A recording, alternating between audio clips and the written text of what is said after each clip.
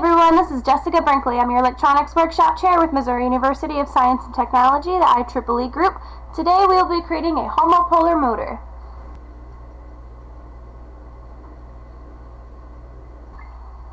For a homopolar motor, some of the supplies and tools that we'll be needing is a spool of magnetic wire. You'll only probably be needing about 5 or 6 feet of that. I will be using a poker card as my base to hold everything on there to keep it stationary and stable.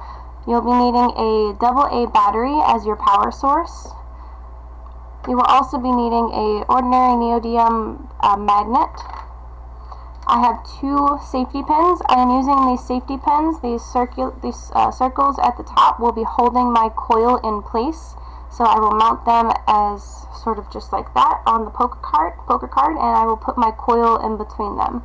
You can use other things. You can use the ordinary magnet wire. I found that these worked the best. Notice that these do have a 90-degree bend at the bottom. I used a pair of needle nose pliers.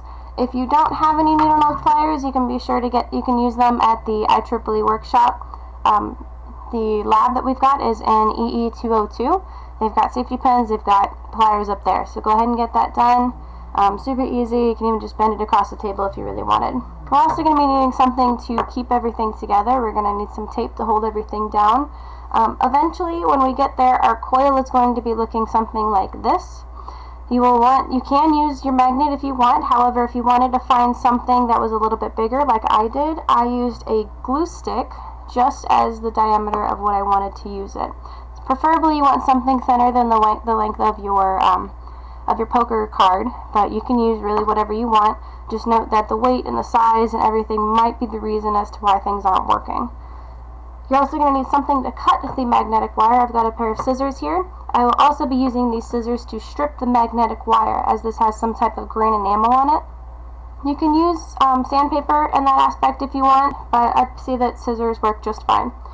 I also want to use some type of glue. If I had hot glue, I would use that, but my second alternative is just ordinary school glue. The first step in creating our homopolar motor will be using our magnetic wire and some type of thing to wrap around it. You can use your battery, as I mentioned earlier, but I have noticed I used a pencil, I've used a bottle cap, I've used other things. I've tried to experiment based on how many turns. I've done very many turns, I've done very little turns. And it's probably safe to say that all of those have not worked. So things too little, things too big, things too thick. Notice I've actually had to double up the wire on the side because it was too heavy, and things too thin. Some things that have worked, I have used, this one was about 1 arm length, so I went from my fingertip to my shoulder. These two I have gone from fingertip to fingertip, so about, this is about 1 meter, these are probably about 2 meters, or 3 feet and 6 feet. Anywhere between 3 and 6 feet works just fine.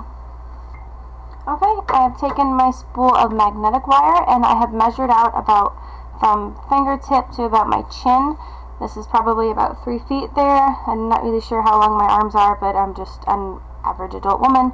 So, and I will be using a glue stick again. So first things first is you want to have a little bit of space on the outside, so that way this will be what is holding your coil up. So wrap that outside the glue stick as such. And once you get all the knots and kinks out of your magnetic wire, because it is kind of a pain in the butt, then you can start wrapping it around your glue stick. Let me make sure I've got enough space right there. It's always better to have too much as your lead here than not enough. I've noticed when I do it tight enough, it is extremely hard to get it off of the glue stick. This does not have to be pretty. It doesn't have to be one coil right after another. All we're doing is just making some coils. So now, as you can tell, kind of unraveled a little bit. That is a-okay. I've got an end on both sides there, so we're going to slide it off of the glue stick. Careful here, because this is where it likes to uncoil and it gets all crazy in your hands. So once you've got it kind of like that, then you're going to take one end and bring it up and into your circle. Coil it, or flip that over a few times to get that circle from going anywhere. Now I've got my my end here is a little bit too small, so I'm going to go ahead and pull it out just a little bit. Might be a little bit better. We'll see if that works. So notice how this one is coming from under the coil. I want this opposite one to be coming in from over the coil. So whereas this one I went over and into the coil, this one I'm going to go under and up the coil. I do want them to be pretty close to opposite ends here. You want it to be an exact circle, and then right through the center of it is where you want that coil to go. So that seems pretty okay. Everything's looking good there. Maybe one more round. Here you want to just make sure that it's as circular as it can go. Make sure that you don't have any crazy strays poking out. And make sure that your edges are pretty straight. From here, these leads that you've got poking out, you need to get the magnetic wire or the enamel off of it, because this will not make contact with your power supply. So we're going to take a pair of scissors and be very careful. Make sure you have parent supervision, blah blah blah, you know, all that stuff, and strip it as best you can. Mine is green. I want to make sure that I get all of my green off of it. Some of you may have like a gold color, and underneath it would be some sort of silver. Again, be very careful with this. I've got very dull scissors, so you might not be as abrasive as I am. If you want, you can use sandpaper. That is a safer alternative. And we'll flip over to the other side. I'm not sure if you can see in the camera, but all of that green is just coming right off.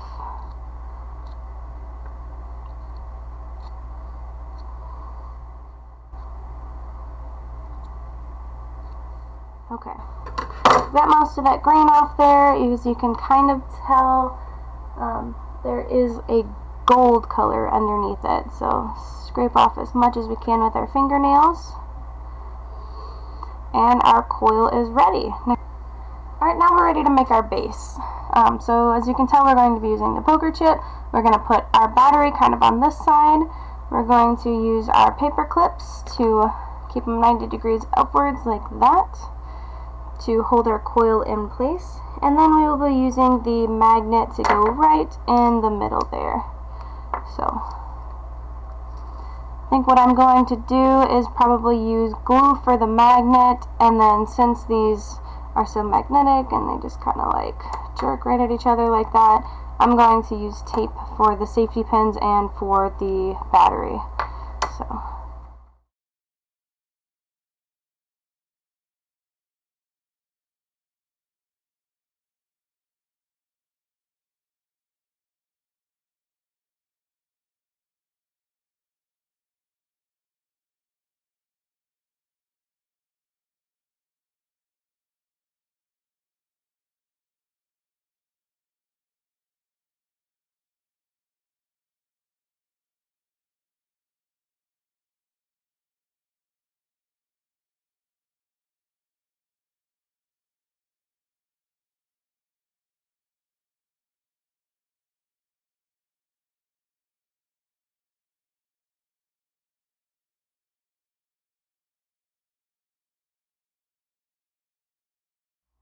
okay, after we've let the glue kind of settle down a little bit, this is kind of what it looks like here. Got my battery secured, got my paper clip secured, and my magnet is somewhat secured. It's pretty much kind of dry from now.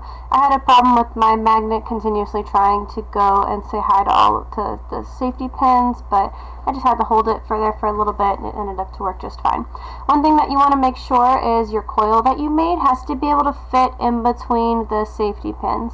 You don't want them to be nice and snug up there like that, so make sure that there's a little bit of space. If it is too tight, you can go ahead and make a bigger 90 degree here just by bending these paper clips backwards. And if it's not close enough, then you can move the tape in closer. So mine seems to work just fine. Now what we need to do is we need to connect the circuit. So what we're going to do is we're going to attach the positive side of the battery over to one side of the safety pin, and the negative to the opposite side. So you'll take some more of your magnetic wire. You don't need a whole lot, maybe just about that much. And you want to strip all of the enamel off of this, because you need it to make contact with not only the battery but the safety pins as well.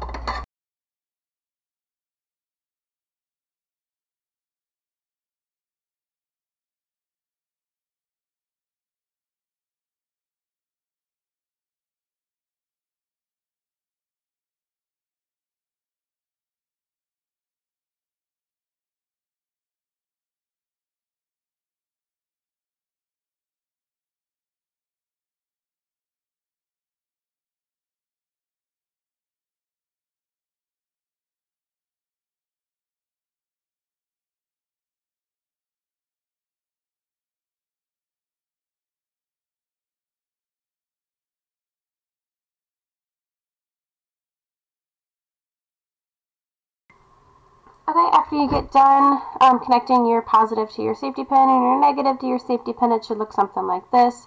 I've wrapped mine around my safety pin and I've taped mine with electrical tape. When you're done with that, you can set that aside and we're going to create the design inside of our coil. This is completely optional. You don't have to do this, but I'm going to go ahead and do it. So just take a little piece of paper, a little scrap if you have it, and your coil that you're going to be using, and draw the circle on the inside of the coil. That is where your design is going to be. I'm going to go ahead and do the typical bird in a cage. So I will show you how that looks. You just draw a cage on one side, and I'll explain later why I'm choosing this design. If you guys don't know anything about the bird in the cage, it's an old toy from back in the day.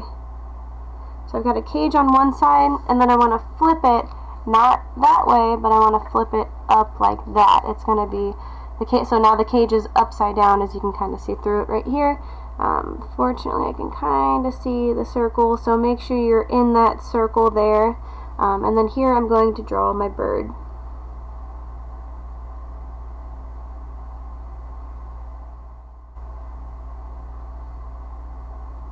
I'm an electrical engineer, not an artist, so we're going to work with that.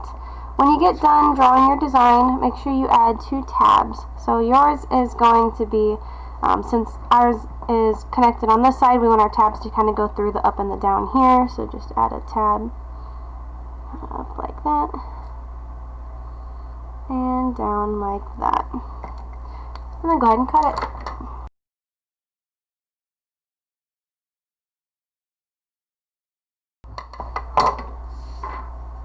Once you've got it all set up, you can go ahead and put it inside of your coil.